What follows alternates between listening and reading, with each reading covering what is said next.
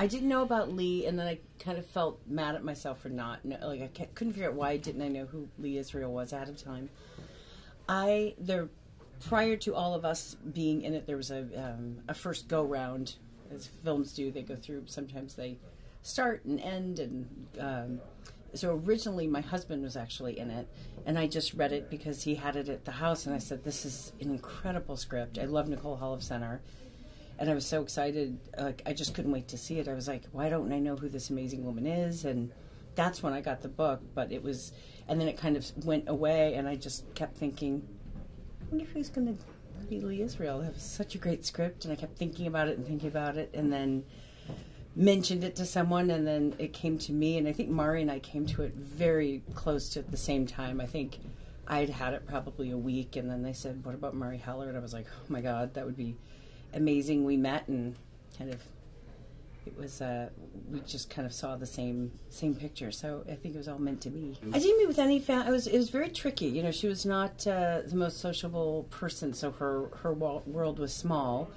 There's no video, very few photos, but we're lucky enough, two of our producers knew, Anne and David knew her very well. David's known her and actually encouraged her to write her memoirs. That was his part in it.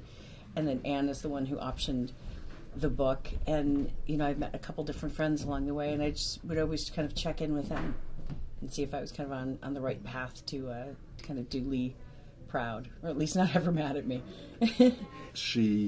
She's like a porcupine in that, you know, she's very prickly with everybody, but she does that thing that I certainly long to do, of saying exactly what comes into your head first. She says it uncensored and just gets it out, and, you know, I think there's a part of us that we all want to say exactly what you think about something. I love the character of Lee. I sort of, people in my life who are a little bit like Lee, and I thought it was that she was so, as well as being a sort of curmudgeon and so grumpy and you know, not sort of letting people in, there was something very vulnerable and heartbreaking, which is exactly what Melissa brings so beautifully to it.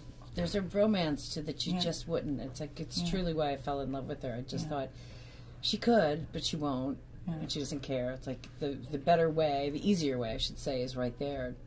She just wouldn't. I just look for characters. I really, like, to me, I don't prepare any differently for a comedy or for a drama.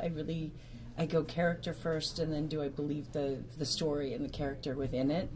And then for me, it's the same. I mean, maybe that sounds odd, but I'm like, I don't change anything I do. I just try to really do the best job to present the character. Especially for Lee, this is the first time I was playing someone, you know, someone's true story, and there's a little more pressure on that. I just really wanted to, you know, for her friends that are still here, and for her, that I kept thinking, like, I want to do Lee proud.